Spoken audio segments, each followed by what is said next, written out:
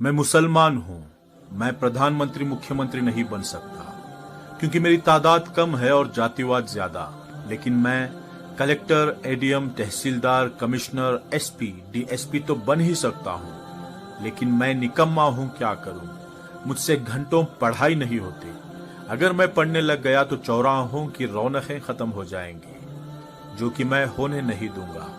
मैं पढ़ गया तो गुटखा, ताश पत्तियां छूट जाएंगी, जो कि मैं छोड़ना नहीं चाहता।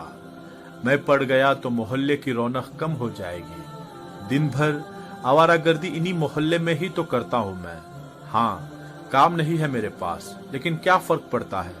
अल्लाह के फजल से 2 वक्त की रोटी तो मिल ही जाती है।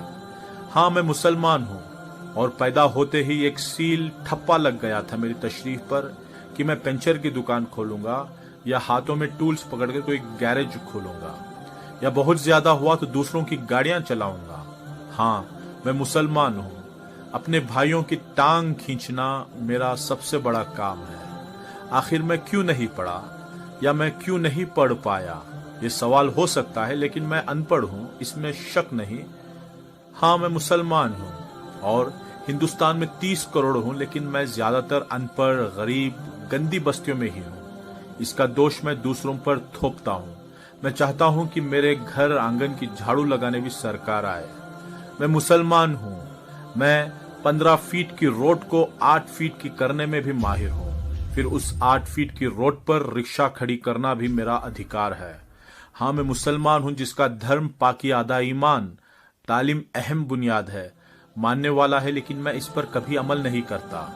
मैं हमेशा सऊदी अरब, दुबई जैसे देशों की दुहाई देकर अपनी बड़ाइयां करता हूं, लेकिन मैंने हिंदुस्तान में खुद पर कभी कोई सुधार नहीं किया, ना मैं सुधरना चाहता हूं।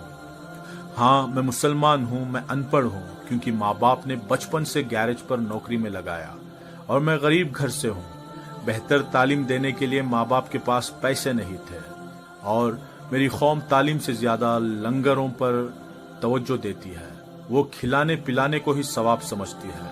मैं मुसलमान हूं। मैं खूब गालियां देता हूं। मैं रिक्शा चलाता हूं, दूध बेचता हूं, वेल्डिंग करता हूं। मैं गैरेज पर गाड़ियां सुधारता हूं।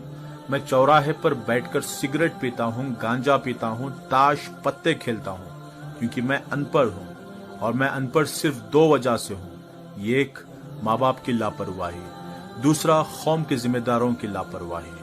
माँ बाप मजबूर थे, लेकिन मेरी कौम मजबूर ना थी और ना है। मैंने आंखों से देखा है लाखों रुपये शादियों पर खर्च करते हुए। मैंने आंखों से देखा है लाखों रुपये खवालियों पर उड़ाते हुए। मैंने आंखों से देखा है बेइंतहा फिजूल खर्च करते हुए।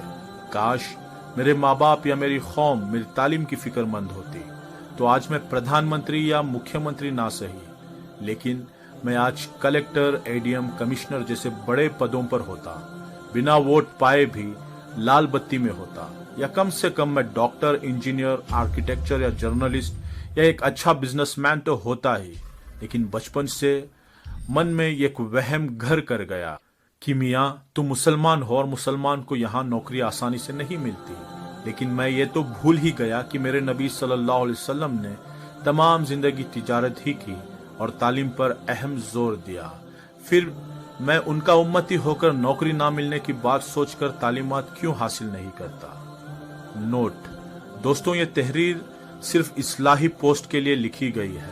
रिक्शा चलाकर पेट पालना या वेल्डिंग करना, दूध बेचना, गैरेज के टूल्स पकड़ना या मजदूरी करना कोई गलत काम नहीं है, लेकिन हम इसके लिए पैदा हुए हैं, ये सोचकर तालीम हासिल ना करना गलत है। खूब पढ़ाई करो कि हर पद पर सिर्फ तुम दिखो, तुम्हें इज्जत से देखें, तुम पढ़े लिखे तबके में गिने जाओ। अंधविश्वास से दूर एक नई जिंदगी जीकर मुल्क और कौम की खिदमत करें, और जहां प्रोपोगंडा नामक चीज ही ना हो, आने वाली नस्लों को पढ़ा लिखा कर हम अब तक के अपने इतिहास को बदल दें। यही एक तरीका है कि ये कौम एक नया सवेरा देखे, कि जब भी सुबह का अखबार देखें, हर अखबार के फ्रंट पेज पर आए इस शहर के नए कलेक्टर, नए एडीएम, नए कमिश्नर तुम ही हो। जज़ाकल्लाहु खैरा। और माफी चाहता हूं अगर मेरी किसी बात से किसी भाई का दिल दुखा हो तो।